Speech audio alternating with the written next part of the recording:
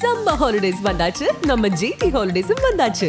GT Holidays, South India's #1 travel brand. மணப்பெண்ணின் பிரத்யேகமான திருமணம் Vivaha the Chennai Silks. Aachi badam drink. Aachi badam drink ஒன்னு வாங்கினா ஒன்னு ஃப்ரீ. தமிழ்நாட்டுடைய அரசியலை ரொம்ப உன்னிப்பா உத்து கவனிக்கிறவங்களுக்கு திமுக ஆட்சியில சட்டம் ஒழுங்கு சரியில்லை அப்படின்னு எதிர்கட்சிகள் வைக்கிற காட்டமான விமர்சனம் பத்தி தெரியாம இருக்காது. எதிர்கட்சி தலைவர் எடப்பாடி பழனிசாமி எங்க போனாலும் எல்லா பிரஸ் மீட்ஸ்லயும் கண்டிப்பா இந்த வாக்கியத்தை பதிவு பண்ணாம போக மாட்டாரு. இங்க ஆட்சி நடக்குதா இல்ல ஒரு சர்வாதிகாரம் நடக்குதா என்று தெரியவில்லை. அப்படி இந்த விமர்சனங்கள் எல்லாத்துக்கும் முதல்வர் ஸ்டாலினுக்கு கீழே இருக்க காவல்துறையுடைய பதில் என்கவுண்டர்ஸ். தமிழ்நாட்டுடைய தொன்று தொட்ட பண்பாடுகள்ல ஒன்னா என்கவுண்டர்ஸ் இருக்கு. சிசிங் ராஜா என்கவுண்டர் பண்ணி இறந்ததுக்கு அப்புறமா மதுரையில இருக்க ஒரு மனித உரிமை குழுமம் சேகரிச்ச தகவல் படி தமிழ்நாட்டுல 1998க்கு அப்புறமா 101 என்கவுண்டர்ஸ் நடந்திருக்கிறதாவும் அதுல 125 பேர் இறந்து போயிருக்கிறதாகவும் சொல்லப்படுது. அந்த கணக்குப்படி சிசிங் ராஜா இறந்ததுக்கு அப்புறமா நடந்த என்கவுண்டர்ஸையும் கணக்குல வச்சு பார்த்தா மொத்தமா 130 தாண்டி போயிட்டு இருக்கு. அதிமுக ஆட்சி பண்ண 15 வருஷ காலத்துல மொத்தமா 69 என்கவுண்டர்ஸ் நடந்திருக்கிறதா சொல்லப்படுது. திமுக ஆட்சி காலத்துல 56ன்னு குறிப்பிட்டிருந்தாலும் இப்போ சமீபமா நடந்த என்கவுண்டர்ஸையும் கணக்குல வச்சு பார்த்தா கவுண்ட் 60 தாண்டி போயிட்டு இருக்கு. ஆட்சி காலத்துல இன்னும் ஒரு வருஷம் மீதம் இருக்க நிலையில அதிமுகவுடைய இந்த ரெக்கார்டை திமுக பிரேக் பண்ணுவாங்களாங்கிற அச்சமும் எழுந்திருக்கு. 2021ல திமுக ஆட்சிக்கு வந்ததுல இருந்து இப்ப வரைக்கும் கிட்டத்தட்ட 20க்கும் மேல என்கவுண்டர்ஸ் நடந்திருக்கிறதா சொல்லப்படுது. முதல்வர் மு.க. ஸ்டாலின் ஆட்சிக்கு வந்ததுக்கு அப்புறமா நடந்த முதல் என்கவுண்டர் 2021 அக்டோபர் மாசம் ஸ்ரீபெரும்புத்தூர்ல நடந்த முர்துஜாவுடைய என்கவுண்டர். ஸ்ரீபெரும்புத்தூர் டோல்கேட்ல ஒரு பாட்டி கிட்ட திருட முயன்ற வட மாநில இளைஞர்கள் நஹீம் அக்தர் மற்றும் முர்துஜா ஷேக் இவங்க 2 பேரையும் கைது பண்றதுக்காக போலீஸ் போனப்ப முர்துஜா தான் கிட்ட இருந்த ஒரு கத்தியை வச்சு குத்த முயன்றிருக்காரு. அப்போ தற்காப்புக்காக போலீஸ் அவரை சுட்டு இருக்கிறதா வடக்கு மண்டல காவல் தலைவர் சந்தோஷ்குமாரும் காஞ்சிபுரம் சரக காவல் தலைவர் சத்யபிரியாவும் செய்தியாளர்களை சந்திச்சு விளக்கம் கொடுத்தாங்க.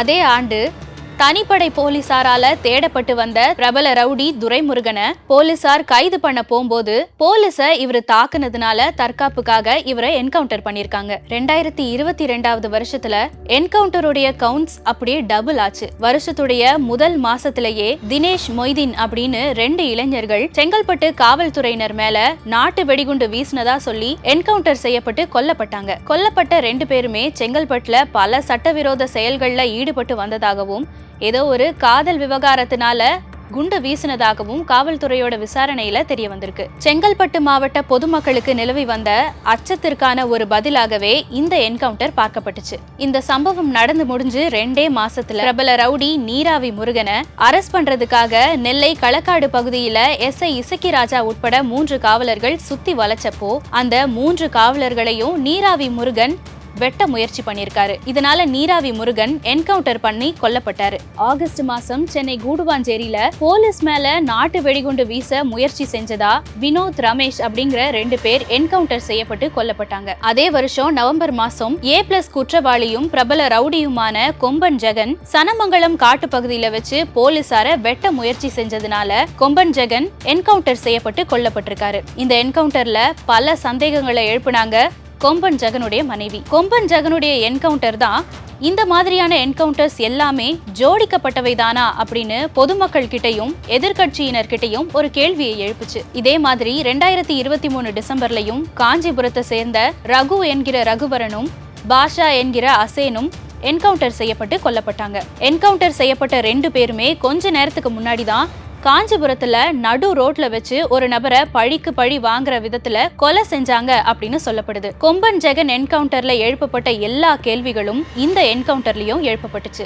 2023 ஆகஸ்ட் மாசம் நடந்த அதிமுக ஊராட்சி தலைவர் கொலை வழக்குல முக்கிய குற்றவாளியா கருதப்பட்ட முத்து சரவணன் போலீசாரால தேடப்பட்டு வந்தாரு. அக்டோபர் மாசம் அவரை பிடிக்கிறதுக்காக போலீஸ் போனப்போ சரித்திர பதிவேடு குற்றவாளி சண்டே சதீஷும் அவர் கூட இருந்திருக்காரு. இவங்க 2 பேரையும் பிடிச்சு சோழவரம் கூட்டிட்டு போற வழியில போலீசார தாக்கி அங்கிருந்து தப்பிக்க முயற்சி பண்ணப்ப ஒரு துப்பாக்கி சூடு நடத்திருக்காங்க. போலீசார் நடத்தின அந்த துப்பாக்கி சூட்ல 2 பேருமே உயிரிழந்திருக்காங்க. விசாரணையில இவங்க 2 பேரும் பாம் சரவணனுடைய கூட்டாளிகள் அப்படின்னு தெரிய வந்திருக்கு. ஆமா, ஆம்ஸ்ட்ராங் கொலை வழக்குல சுட்டு பிடிக்கப்பட்ட பாம் சரவணன் தான். ஆம்ஸ்ட்ராங் கொலை வழக்கு தமிழ்நாட்டு வரலாற்றுக்கும் சரி திமுக ஆட்சிக்கும் சரி ஒரு கரும்புள்ளி அப்படின்னே சொல்லலாம். ஆம்ஸ்ட்ராங் கொலை சம்பவம் மட்டும் நடக்காம இருந்திருந்தா என்கவுண்டர்ஸ்கள் இவ்வளோ அதிகரிச்சிருக்காது அப்படின்னே சொல்லலாம். அந்த அளவுக்கு ஆம்ஸ்ட்ராங் கொலை வழக்குக்கு அப்புறமா தான் என்கவுண்டர் எல்லாமே அதிகரிச்சது. ஆம்ஸ்ட்ராங் படுகொலைக்கு அப்புறமா சென்னை மாநகர காவல் ஆணையரா பதவியேற்றாரு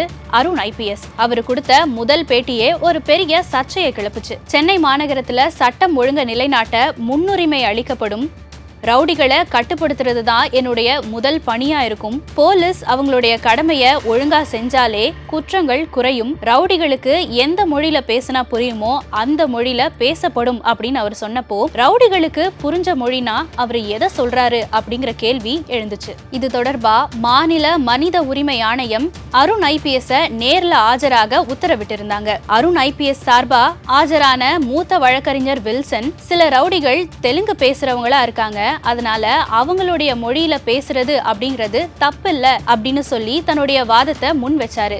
இத மனித உரிமை ஆணையம் ஏத்துக்கிட்டு அருண் IPS மேல இருந்த வழக்கையும் நீக்கிட்டாங்க. தெலுங்கோ கன்னடமோ இல்ல, ரவுடிகளுக்கு துப்பாக்கியும் குண்டுகளும் தான் அவங்களுக்கு தெரிஞ்ச மொழி அப்படின்னு சொல்லி அப்பதிலிருந்து போலீசார் அந்த மொழியிலேயே பேச ஆரம்பிச்சாங்க. ஆம்ஸ்ட்ராங் கொலை நடந்த அடுத்த வாரமே மாதவரத்துல என்கவுண்டர் செஞ்சு கொல்லப்பட்டாரு திருவேங்கடம். எதிர்கட்சியினரை தாண்டி கூட்டணி கட்சியினரே குற்றவாளி யாருன்னு கண்டுபிடிச்சு சட்டத்துக்கு முன்னாடி நிப்பாட்டணும் அப்படின்னு குரல் எழுப்பினாங்க.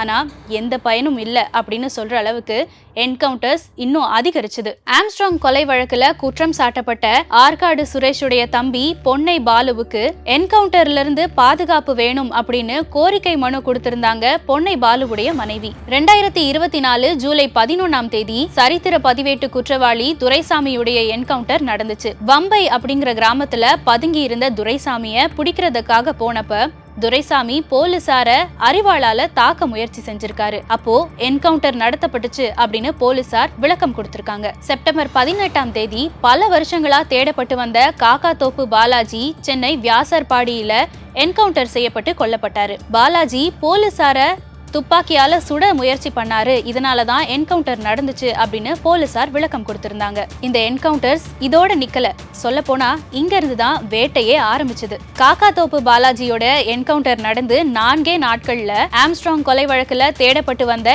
இன்னொரு சரித்திர பதிவேட்டு குற்றவாளியான சிசிங் ராஜாவை என்கவுண்டர் பண்ணாங்க தமிழக காவல்துறை. ஆந்திராவில தலைமறைவா இருந்த சிசிங் ராஜாவை பிடிச்சு நீலாங்கரையில அவரு எங்கெல்லாம் ஆயுதங்களை பதுக்கி வச்சிருந்தாருன்னு சொல்லி அந்த இடத்த காட்டுங்கன்னு கூட்டிட்டு போனப்போ திடீர்னு ஒரு துப்பாக்கியை எடுத்து சிசிங் ராஜா காவலர்களை தாக்க முயற்சி செஞ்சிருக்காரு. அப்போ என்கவுண்டர் நடத்தப்பட்டுச்சு அப்படின்னு போலீசார் விளக்கம் அளிச்சிருக்காங்க.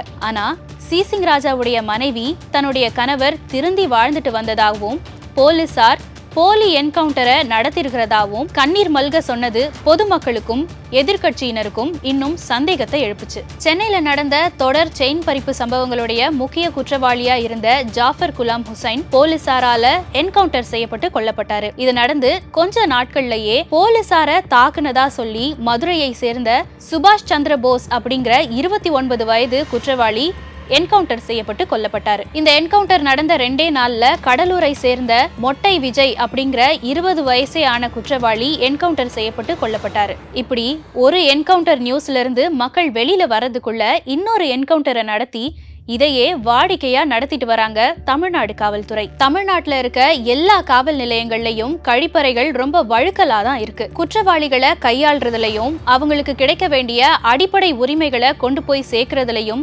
தமிழக காவல்துறை கோட்டை விடுது அப்படின்னும் காவல்துறையை கட்டுப்படுத்த வேண்டிய இடத்துல இருக்க தமிழக முதலமைச்சர் மு.க. ஸ்டாலின் அலட்சியமா இருக்காரு அப்படின்னும் எதிர்கட்சிகள் தொடர்ந்து விமர்சனங்களை முன் வச்சுட்டு வராங்க.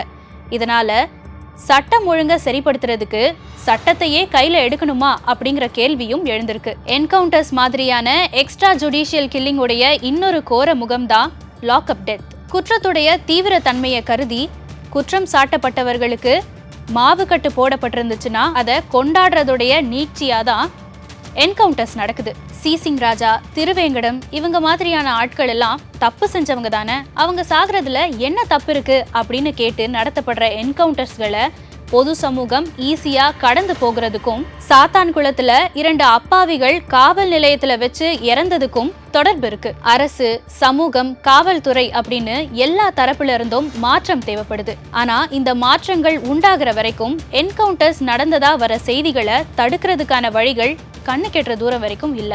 சம்மர் ஹாலிடேஸ் வந்தாச்சு, நம்ம ஜிடி ஹாலிடேஸும் வந்தாச்சு. GT Holidays, South India's number 1 travel brand. மணப்பெண்ணின் பிரத்யேகமான திருமணம் Vivaha the Chennai Silks. Aachi badam drink. Aachi badam drink ஒன்னு வாங்கினா ஒன்னு ஃப்ரீ.